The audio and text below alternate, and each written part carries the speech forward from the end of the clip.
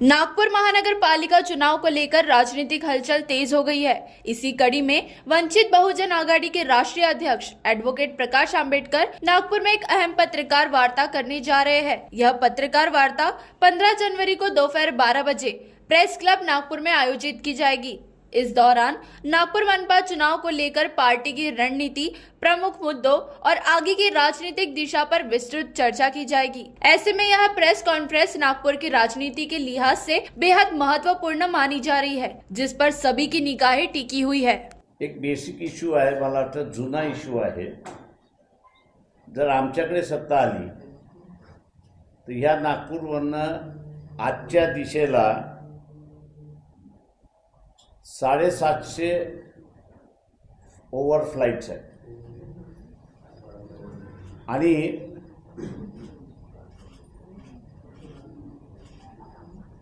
14,000 किलोमीटरचा जो ओव्हरफ्लाइट आहे, कुठेही रिपेअर सेंटर नाही किंवा इमर्जन्सी सेंटर नाही। नागपूर हे इमर्जन्सी सेंटर झालं पाहिजे, ही इंटरनॅशनल मागणी आहे। त्याच्या महानगरपालिका द्या, आम्ही हे इंटरनॅशनल सेंटर उभं करतो आणि नागपूरचं बजेट जे आहे हे रिपेअर सेंटरमुळे 42,000 कोटीवरती घेऊन जाऊ। इथल्या सवर्णांची ताकद आहे का देण्याची, तेवढी त्यांनी बोलावं।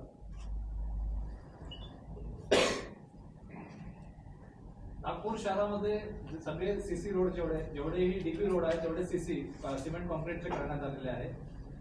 काही लोक नाराज आहे, नागपूरच्या उकळून ठेवलेला आहे। गेल्या काही काळामध्ये माझ्या अंदाजाने सिमेंट कॉन्क्रीट रोड जिथे टेम्परेचर 40-42 असतं तिथे नसतं। कारण सिमेंटच्या रस्त्यामुळे नागपूरचं असणारं उन्हाळ्यातल्या कालावधीमध्ये 3 डिग्रीने टेम्परेचर वाढलेलं आहे। एन्व्हायरमेंट न बघता डेव्हलपमेंट नुसतं बघणार असाल तर लोकांच्या शरीरावरती परिणाम होणार आहे। तुम्ही म्हणाले की दबाव तंत्र आणि सिग्नलिंगचं तंत्र वापरून युती केली नाही, तर भाजपने एका बाजूला स्वतःसाठी सिलेक्टिव्ह युती केली आणि दुसऱ्या बाजूला विरोधकांची युती होऊ दिली नाही, आघाडी होऊ दिली नाही, असा आरोप आहे का? आहे ना आरोप। तोच तर मी म्हणालो की आम्ही बऱ्याच जणांबरोबर इथे असताना समझोत्यामध्ये होतो। काही प्रमाणात असं म्हणा की 80% सीट ॲडजस्टमेंट सुद्धा चर्चा झाल्या होत्या, पण अचानकपणे युती झाली नाही असा इतिहास घडलेला आहे।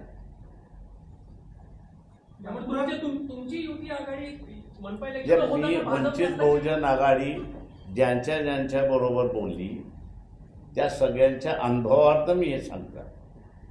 बाळासाहेब, माझा एक प्रश्न आहे। आता हे पुणे आणि पिंपरीमध्ये हे काय चाललेले आहे की जे अधिकृत उमेदवार आहे निवडणुकीनंतर सरळ भाजपच्या उमेदवारांना आता ते समर्थन देतात आहे, ती निवडणुकीची थट्टा नाही का? निवडणूक आयोग मतदान यादी तर सुधारित करत आहे, पण नियम कामी बदलत आहे की एकदा निवडणुका घोषित झाल्या, उमेदवारी अर्ज भरून झाले, शिक्कामोर्तब झालं, त्याच्यानंतर उमेदवारी वेळेवर मागे घेऊन भाजपला समर्थन कसं देऊ शकतात?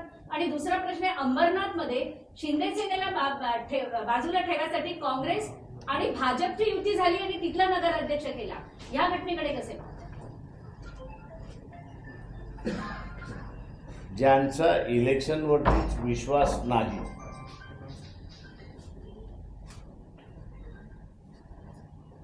त्यांच्याकडून तुम्ही असणारा इलेक्शन सिस्टम त्यांनी फॉलो करावी, हाच मुळात माझ्या चुकीचा इश्यू आहे असं मी त्या ठिकाणी मानतो। चुकीच्या जागी चुकीच्या ठिकाणी श्रद्धा ठेवल्यामुळे हे आपल्याला असताना बघायला मिळत आहे की अमरनाथमध्ये सुद्धा राज्यभर युती एकनाथ शिंदेची आहे, पण एकनाथ शिंदेबरोबर न जाता बीजेपी काँग्रेस बरोबर गेली असं आपल्याला त्या ठिकाणी दिसतंय। त्याच्यामुळे कुठल्याही परिस्थितीमध्ये पार्लमेंटरी डेमोक्रेसी जी या देशामधली आहे हिची थट्टा उडवायची, मस्करी करायची आणि परिस्थिती बदलण्यासारखी आहे असं सिच्युएशन क्रिएट करायचं हा कारभार चाललेला आहे. मुंबईमध्ये म्हणाले की मोदींचा इगो जो आहे तो नागपूरकर मतदार दुरुस्त करू शकतो. नागपूर हे महत्त्वाचं शहर आहे मान्य आहे, पण राज्यातल्या 29 महानगरपालिकांमध्ये निवडणूक आहे. या सगळ्या महापालिकांनी निवडणुकीतल्या मतदारांनी शहरामधल्या मतदारांनी जर मतदान केलं हे दुरुस्त होऊ शकत नाही. एक असं आहे की तुमच्यावरती युद्ध कशासाठी लादल्या जात आहे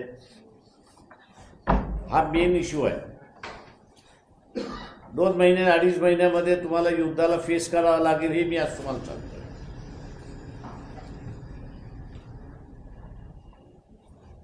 ही कशासाठी तर एका बाजूला इगो आणि दुसऱ्या बाजूला युक्रेनचं युद्ध.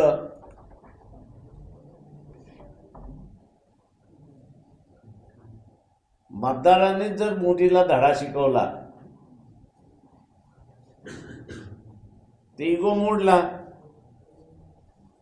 मग राहिला फक्त कमर्शियल इश्यू. तो अक्रॉस दी टेबल बसून तुम्हाला सोडवता येतो. त्याच्यामुळे काही प्रश्न हे लोकशाहीमध्ये मतदारांना सोडवावा लागतो.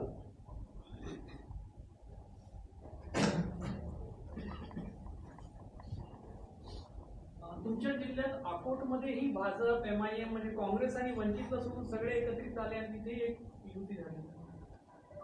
ते राजकारण चालायचं. मोदी विरुद्ध आपण बराच रोष व्यक्त करताय, वारंवार मोदींवर टीकास्त्र करताय आणि ते आल्यापासून सत्तापक्ष नेते म्हणतात आहे की बरंच डिजिटलायझेशन झालं आणि बरेच कामं झाली. आणि दुसरा प्रश्न असा आहे की सत्तापक्ष नेते म्हणतात की आम्ही जे विरोधक आहेत त्यांना आम्ही पाणी पाजू आणि आम्ही बिनविरोध निवडून येतो तर ते मिरची यांना काय लागते असंही त्यांनी म्हटलं. काय मत आहे याच्यावर? 6 महिने थांबा. फायनान्शियल कोलॅप्स या स्टेजवरती आपण आहोत.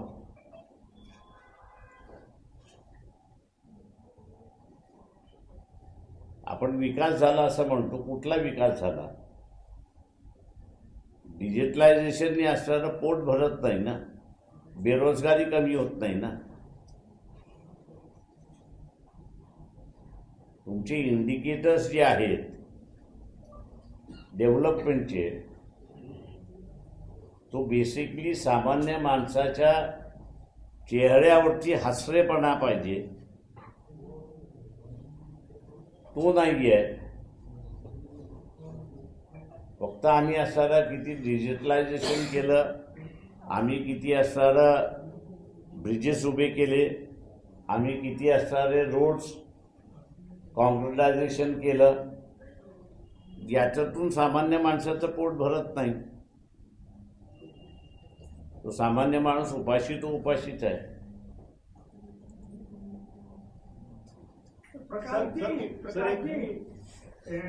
पूर्व मुख्यमंत्री पृथ्वीराज चौहान ने एक वक्तव्य दिया है कि क्या ट्रंप प्रधानमंत्री का भी अपहरण कर लेंगे. इस वक्तव्य को आप किस तरीके से देख रहे हैं? अपहरण या स्टीफेंस के फोटो के बारे में उन्होंने कहा था. क्या पूछना चाह रहे हो?